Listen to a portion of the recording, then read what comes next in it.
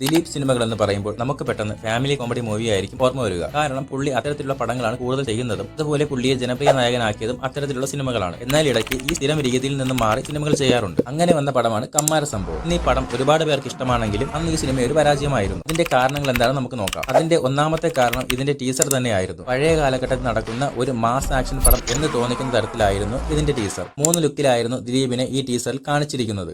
Shave ചെയ്ത് കാണിച്ചിരിക്കുന്ന ദിലീപിന്റെ ഈ ക്യാരക്ടർ ഒരു സാധാരണക്കാരനും അതുപോലെ പാവമായിരിക്കുമെന്ന് നമുക്ക് തോന്നും. കാരണം പടം റിലീസ് ആകുന്നതിന് മുമ്പ് തന്നെ ഇതിലെ ഒരു വീഡിയോ സോങ് പുറത്തിറങ്ങിയിട്ടുണ്ടായിരുന്നു. അത് കണ്ടു കഴിയുമ്പോൾ ഇയാൾ ഒരു പാവമായിട്ടുള്ള ആളായിരിക്കും എന്ന് നമുക്ക് തോന്നും. ഈ വ്യക്തി തന്നെ ഒരു പവർഫുൾ ആയിട്ടുള്ള ആളായിട്ടോ നേതാവൊക്കെ ആയി കംബാക്ക് നടത്തുന്നതായിരിക്കും ആ താടിയുള്ള ലുക്കിലുള്ളത്. ഒരു മാസ് പടം എന്ന് തോന്നിക്കുന്ന തരത്തിൽ ആക്ഷൻ സീനും ഒരു മാസ് ഇൻട്രോയും അതുപോലെ തന്നെ ഇടലം ബീജിയും ഒക്കെ ആയിരുന്നു ഇതിന്റെ ടീസറിൽ കൊടുത്തിട്ടുണ്ടായിരുന്നത്. പിന്നെ ഈ കാണിച്ചിരിക്കുന്ന ലുക്ക് ഇയാളുടെ പ്രസന്റ് ലുക്കും ആയിരിക്കും.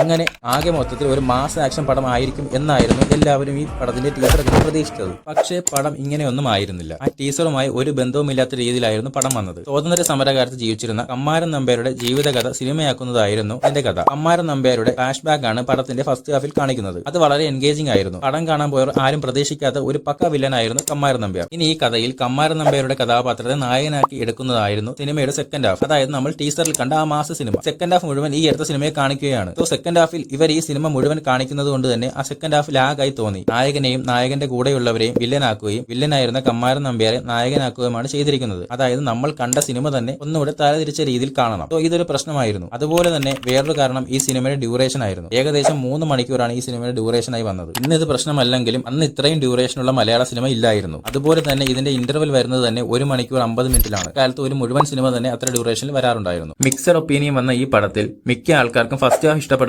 സെക്കൻഡ് ഹാഫ് ബോറായി തോന്നുകയുമാണ് ചെയ്തത്. അല്ലെങ്കിൽ സെക്കൻഡ് ഹാഫ് അത്രത്തോളം ഇഷ്ടപ്പെട്ടില്ല. പടത്തിലെ ഇൻട്രസ്റ്റിംഗ് സ്റ്റോറി വരുന്നത് ഫസ്റ്റ് ഹാഫിലാണ്. അതുപോലെ തന്നെ സെക്കൻഡ് ഹാഫിൽ ഇത് തലരിച്ച് കാണിക്കുകയും ചെയ്യുന്നു. സെക്കൻഡ് ഹാഫ് എന്തായിരിക്കുമെന്ന് നമുക്ക് ഓൾറെഡി മനസ്സിലാകും. ഇതുകൊണ്ട് തന്നെ പടം കണ്ടവർ പലരും പറഞ്ഞത് ഫസ്റ്റ് ഹാഫ് സെക്കൻഡ് ഹാഫ് ആയും സെക്കൻഡ് ഹാഫ് ഫസ്റ്റ് ഹാഫ് ആയി മാറ്റണമെന്നായിരുന്നു. അതായത് ഇവർ ഷൂട്ട് ചെയ്ത ആ മാസ് സിനിമ ആദ്യം കാണിക്കുകയും പിന്നീട് കമ്മാരന്റെ യഥാർത്ഥ കഥ രണ്ടാമത് കാണിക്കുകയും ചെയ്യുക.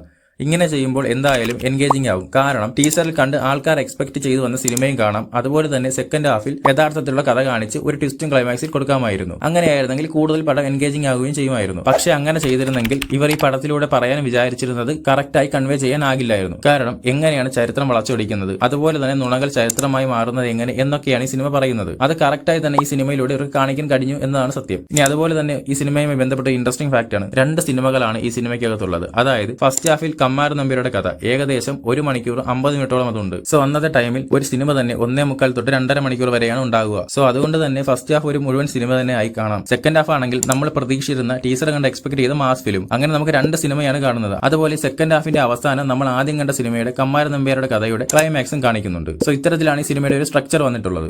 നിങ്ങൾക്ക് ഈ സിനിമയെ പറ്റിയുള്ള അഭിപ്രായം എന്താണ്? നിങ്ങൾക്ക് ഈ സിനിമ ഇഷ്ടമാണോ? ഇതൊരു അൺറേറ്റഡ് സിനിമയാണോ? നിങ്ങളുടെ അഭിപ്രായം എന്താണെന്ന് കമന്റ് ചെയ്യൂ. അതുപോലെ ഇതുപോലുള്ള വീഡിയോസിനായി ഈ ചാനൽ സബ്സ്ക്രൈബ് ചെയ്യൂ. ഇനി എന്ത് വീഡിയോ വേണം എന്നുള്ള കാര്യവും താഴെ കമന്റ് ചെയ്യൂ.